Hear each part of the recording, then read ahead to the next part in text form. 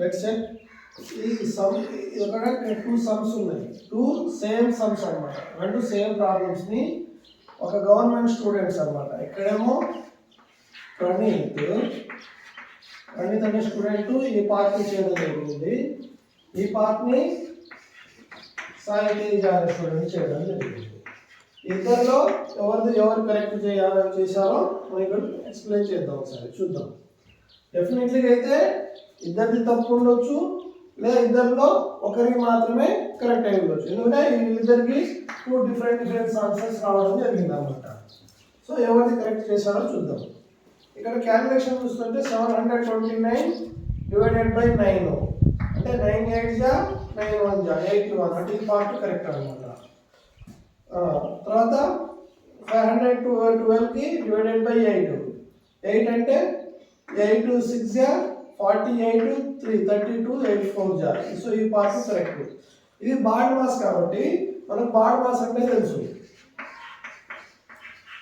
Bad mass first బ్రాకెట్లో ఉన్నాయి calculation చేసుకుంటూ పోవాలి, తర్వాత హాఫ్, తర్వాత డివిజన్, తర్వాత multiplication and next plus and minus. ఇలా బాడ్ మాస్ని ఇలా ఫాలో అవ్వాలని మనందరికీ తెలుసు. సో ఈ 5th క్లాస్ ఇలా స్టాండర్డ్కి తగినట్టే ఇంకా కొంచెం ఎక్కువనే అనుకోవచ్చు ఈ ప్రాబ్లమ్స్ ఇవ్వడం జరిగింది. సో ఈ 2 పార్ట్స్ అయితే కరెక్ట్. ఇట్లాగో మధ్యలో ఏం లేదు కాబట్టి వీళ్ళు ఇక్కడ ఏం చేసినారు, డైరెక్ట్గా మల్టిప్లికేషన్ కూడా ఇక్కడ చేయడం జరిగింది. సో 14 6 జా ఎంత, 14 5 జా 70, 14 6 జా 84, ఇక్కడ 4 రాయడం జరిగింది.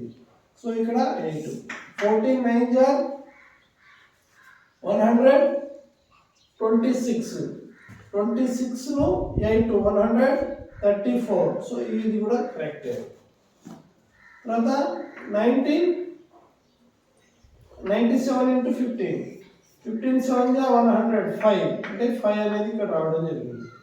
15 9 జా 135 ను 10 145. సో ఈ పార్ట్ కూడా కరెక్ట్. ఇప్పుడు ఏం చేసిండు ఇతను, ఈ వచ్చిన ఈ పార్ట్స్ అన్నిటిని ఒక స్టెప్ వేసిండు. 81 64 1000 344 1455. నెక్స్ట్ ఏమనుకున్నాం, డివిజన్ అయిపోయింది, మల్టిప్లికేషన్ అయిపోయింది, ఎడిషన్. 81 64 అండ్ 1455. ఫస్ట్ వన్స్ ప్లస్లో తీసుకుంటే 5 4 9 9 1 10 0 వచ్చింది, 1 మిగిలింది. 6 6 4 12 12 8 20 ఇక్కడ 0 వచ్చింది. ఇక 100 ప్లస్లో తీసుకుంటే ఈ రెండిట్లో అయిపోయింది 6 1. సో ఎడిషన్ అనేది కరెక్ట్. సో ఈ పార్ట్ కూడా కరెక్టే.